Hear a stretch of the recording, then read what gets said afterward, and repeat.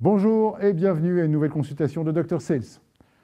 À force de vouloir toujours nous perfectionner en tant que vendeur, on finit par en oublier la raison principale de notre présence, le client. Et la première chose que je fais quand je débarque dans une entreprise, c'est interroger ses responsables et surtout ses commerciaux sur l'existence d'un processus commercial, d'entrée de jeu. Et là, en général, j'ai deux assez mauvaises surprises. Première mauvaise surprise, au moins 30% des commerciaux ou des entreprises ne savent pas exactement de quoi je parle quand j'aborde le processus commercial. Et dans ce cas de figure, les commerciaux font un peu leur truc. Ils prospectent dans une sorte de brouillard, chacun dans leur coin, selon leurs préférences. Et puis, ils finissent par revenir et émerger avec de nouveaux clients sur les bras qu'ils amènent à la signature, qu'ils relancent éventuellement ou parfois qu'ils rappellent en cas de retard de paiement. La deuxième mauvaise surprise, c'est que sur les 70% qui peuvent me décrire leur processus de vente, structurer ces étapes depuis la captation d'un lead ou d'un suspect jusqu'à sa fidélisation, et pas juste sa conversion, seule une toute petite poignée, 10% à peine, me font le lien entre ce processus et le parcours d'achat de leurs clients. Or, c'est exactement là que le bât blesse. Nous oublions le client en nous contentant de définir comment nous souhaitons vendre sans prendre en considération comment le client achète et surtout comment est-ce qu'il souhaite acheter. C'est l'idée même que notre processus de vente doit d'une façon ou d'une autre correspondre au processus d'achat du client. Parce que nous ne vendons pas des produits ou des services. En réalité, nous vendons du changement dans la vie de nos clients. Et plus le changement induit est fort, plus nous aurons besoin d'une puissance de persuasion adaptée. Recommander les mêmes rames de papier, renouveler la même licence de logiciel ou acheter dans votre commerce de proximité les mêmes aliments ne demande aucun effort, ne coûte aucun risque et donc ne nécessite en général aucune vente. D'ailleurs, ça ne s'appelle pas de la vente, ça s'appelle de la distribution. Mais lorsqu'il y a changement, il faut d'abord qu'il y ait désir de changement. L'acte d'achat, que vous le vouliez ou non, repose sur l'existence préalable d'une volonté. Il est difficile d'acheter par inadvertance, de même qu'un acte signé par quelqu'un d'inconscient ou d'irresponsable serait évidemment irrecevable. En termes plus clairs encore, la vente n'existe pas. C'est l'achat qui existe en premier. Ce que nous désignons par vente, c'est en fait la captation, la canalisation et l'accompagnement jusqu'à son aboutissement d'un désir d'achat, lui-même sous-tendu par un besoin de changement.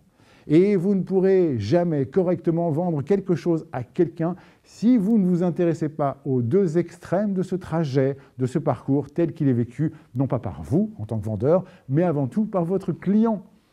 Pourtant, la majorité des commerciaux et les vendeurs restent coincés à des niveaux de vente qui se conjuguent majoritairement au temps présent et qui coïncident seulement avec leurs propres besoins de vendeurs.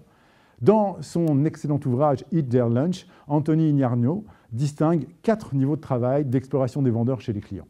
Le premier niveau, c'est celui du produit et des caractéristiques et des avantages. Les vendeurs parlent de ce qu'ils ont à vendre. Le deuxième niveau envisage les services et expériences vécues par les clients.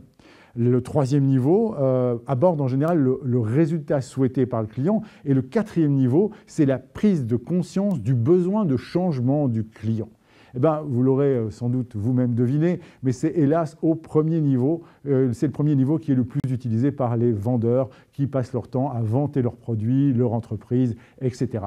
Le deuxième niveau est aussi régulièrement fréquenté quand les commerciaux exposent les références, leurs statistiques, la satisfaction de leurs clients actuels et les commentaires élogieux d'autres clients, simplement pour solliciter l'instinct grégaire de leurs prospects. Ils sont moins nombreux à se préoccuper réellement du résultat souhaité par le client parce qu'ils confondent en général ce résultat avec l'achat. Or, un client n'achète pas un produit ou un service. Il désire le produit, certes, mais il désire surtout sa jouissance, son accomplissement. Et seuls les meilleurs vendeurs, les fameux challengers, s'aventurent au quatrième niveau, qui est celui des causes, de l'origine du besoin, de sa prise de conscience par le client.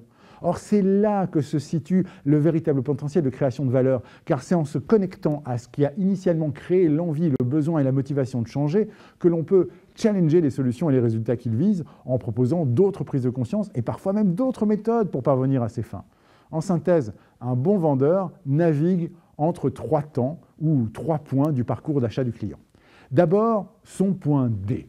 Son point D pour douleur, désir et départ. C'est le moment où le client s'est décidé à changer quelque chose, à agir, à faire en général cesser une insatisfaction qu'il subissait ou une douleur qu'il subissait jusque-là. Comprendre ce qui s'est passé à ce moment-là ou avant ce point crucial va permettre au vendeur de capter toute la réalité de la situation de laquelle le client veut sortir. Ensuite, son point G.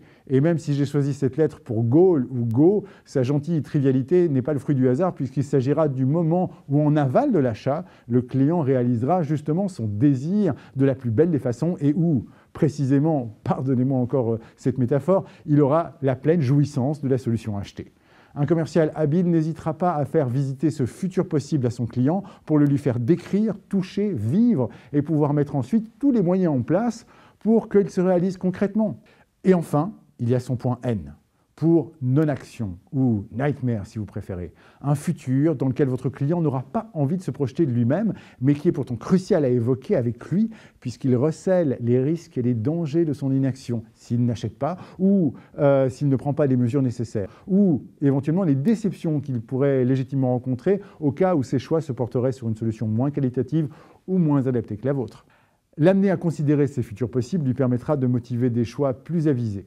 Les meilleurs vendeurs sont capables à tout moment d'emprunter ces couloirs du temps qui décloisonnent l'entretien présent et permettent de se coller non pas aux besoins du vendeur de transformer un prospect en client, mais bien en celui du client qui recherche avant tout une solution de transformation, un passage d'une situation à une autre. Paul Cherry, dans son livre « Questions That Sell », observe que dans le top 100 des questions les plus fréquemment utilisées par les vendeurs, 87 sont conjuguées au présent, 10 seulement au futur et à peine 3 petites questions conjuguées au passé. Alors que sont dans justement ces deux catégories futur et passé que sont l'apanage des meilleurs commerciaux parce que c'est celle-là qu'ils utilisent le plus souvent. C'est vous dire comme votre capacité à faire voyager votre client dans le temps peut rapidement faire toute la différence. On se retrouve bientôt pour une prochaine consultation de Dr Sales et n'oubliez pas que la santé de votre entreprise repose avant tout sur la santé de vos ventes.